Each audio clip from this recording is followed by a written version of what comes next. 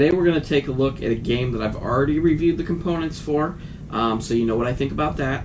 We're going to take a look at Missile Command from IDW, and if a lot of you are about the same age range or age group as I am, you remember playing Missile Command on your Atari when you were a kid, on the Atari 2600. This is a game that I was hoping would evoke some nostalgia in me, because I really did enjoy playing that game back when I was young. We're going to go down to the table. It's 3 to 6 players. 30, it says 30 to 45 minutes. I'd say that the player time is right about right. 3 to 6 players, and ages 14 and up. So you could probably go a little bit lower than 14 on the ages. So I think they're just trying to be safe with that. But what we're going to do is we're going to go down to the table and take a look and see what I think of the gameplay, or at least take a look at the gameplay, and then we'll come back up and I'll tell you what I think of the game. But we're going to go down to the table. Alright, so now we are down at the table and we're taking a look at Missile Command. I'm not going to explain every little detail. It's fairly straightforward, but I will give you an overview of how the game works. These are victory points, these are interceptors, these are nukes, and these are the different player colors of missiles. Now, how this works is the first, it's in 4 phases. Your 4 phases are negotiate, plan, fire missiles, and then collect the money at the end. In the negotiate phase, what you do is they suggest using a timer, like a 3-minute timer. In the negotiate phase, what happens is you guys are going to make deals. You're going to offer to sell stuff to each other. You're going to try and create alliances. You're going to go through all that, and then after the 3-minute timer is up, or whatever you guys decide on. Also in this phase, you can purchase the missiles and the nukes and the different things that you're going to need. It tells you right on the back of your player boards here, and I believe I showed this during the component review. It tells you the round phase, it tells you what things cost, and tells you what to do with your city bonuses. But in the negotiate phase, that is where you will buy things. Missiles cost 2 of the GDP, which is the space money, and everybody gets 15 to begin with. Interceptors cost 5, and nukes are 10. Everybody's going to buy different things. You're going to buy missiles of other players.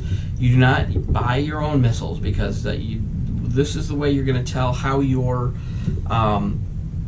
who you're firing at and how you're going to do it. So basically, hey, I want 2 of this one, and I want 2 of this one, and maybe I'll buy an interceptor and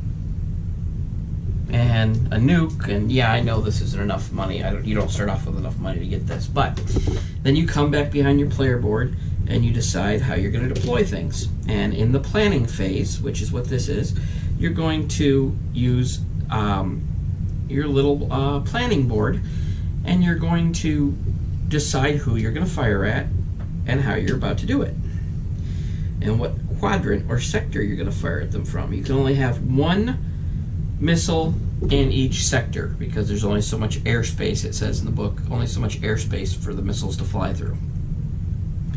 After you set up, and I'll come around here and we'll do a little bit of setup on the other ones. Maybe this guy decided to buy 2 interceptors and an extra missile for each one, and they're going to set up, and he's going to keep a couple off to the side for later, and this is what he's going to do. And then we'll go to the planning on the blue player over here, and the blue player bought, an interceptor, and he bought a couple of missiles and a nuke, and he's going to set it up with whoever he wants to attack and where that's going to be, and he's going to set it up. And then when everybody's completed their planning phase, then we go into the fire missiles phase. And at this point, everybody removes their shields, and you can see what's going on. And the easiest way we found out when we played this was just to go by number and say, does anybody have anything firing off in 1? Now, the blue player is firing a missile at the orange player's first city. Since there is no defense here, the orange player would have to decide, am I going to waste my interceptor here at this point? And I think he's going to hold on to it because he kind of spies over there that the blue player has him targeted with a nuke. And I'll explain how those work. So he loses his city here. He gets destroyed, and he flips it over to the destroyed side. And then they would ask, and this would go back into the center, and then they would ask, hey, is anybody firing it too? Well, it just so happens over here, yeah, this guy's firing at orange's number 2, and this guy's firing at pink's number 2. So since they're not firing at each other, both of their cities, pink's and orange's, also get destroyed, and then those missiles go away. Now, let's see. He's firing. He's got. Then you go to 3. See if anybody's firing. Now, it so happens that 3 is firing a nuke, and a nuke must always be accompanied by a missile. And if a nuke hits a city with its missile intact, what's going to happen is you're going to destroy the city, and you're going to destroy either one up or one above. You're going to get to destroy 2 cities. 2. Not 3 like I did, 2. Anyway, you get to destroy one above. But in this case, it so happens that in Space 3, the blue player is being targeted, and the blue player is also being targeted by this person. So what's going to happen is this is going to fire off, and one of the missiles is going to take out the nuke, and the other missile is going to take out the other player's missile. So that's basically how it happens. Then we go to 4. In 4, pink is being targeted. Their city number 4, but pink is also targeting orange with at number 4 spot. So those missiles collide in midair and they explode. Now in 5, pink is being targeted with a nuke in 5, and pink is targeting blue with 5, and blue's city number 5 gets destroyed. And we put that back. Now in 5 with pink, the nuke is going to hit, and it's going to take out their city and the city above it. So those 2 things are gone. And then we go on to 6, and pink is being targeted at 6, and pink is going to take that out with the interceptor. That's what you can do. You can take 1 missile or 1 nuke out with an interceptor. So they take care of that, and this has not been the highest strategy. I'm just trying to give you an idea of how the game works. That doesn't belong to this game. Anyway, and then 6, he goes to shoot, and 6 says, oh, I've lost too much already, so he uses his interceptor to take out that missile. Alright, once all the missiles have been fired and resolved, then the players take a look at their boards, and they look at what's been on the orange's playboard. Cities number 1 and 2 are destroyed, and you get on the back, it says, I get 2 GDP, which is the money for district number 2 being destroyed. And you also get like a little special power. This one is Rally Cry. Immediate gain 3 missiles from the supply for each player that hit this city this round. So I believe only 1 person hit this city, so he would get 3 missiles of any color from the supply. And in City 1, it says Slush Fund. Immediately gain 15 GDP from the supply. So he gets some money back for his destroyed cities. So after he resolved those, he has 4 cities that did not get hit, and you would get 2 GDP for each of those. So he'd get 8 more GDP for those. And that would go around for all players, and basically you keep going round after round until someone's cities are all destroyed.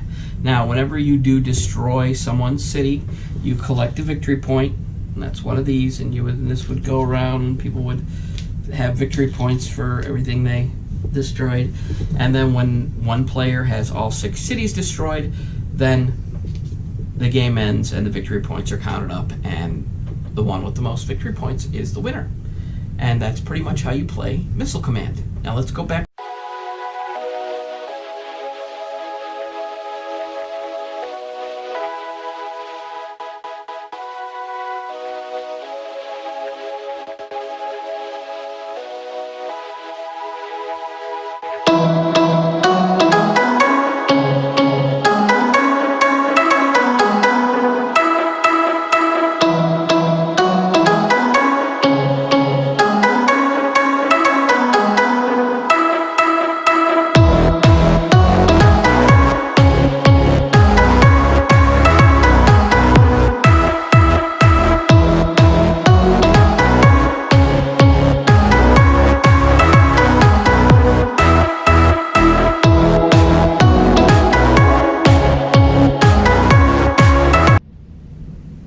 Hi, welcome back up.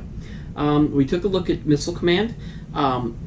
It was a game that I played with 3-player count. I wasn't really able to get it up any higher in the player counts, but I think it played just fine at 3.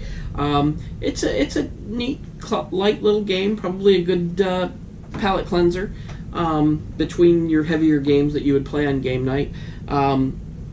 It didn't really remind me, besides in name, too much of the Atari game, but I mean, I understand where you're coming from with targeting and stuff like that, and I think it's a worthy pickup. I think it's a good game. I think that this is I think it's exactly good at what it is. It's I mean, a mid palate cleansing game. It's a little bit lighter.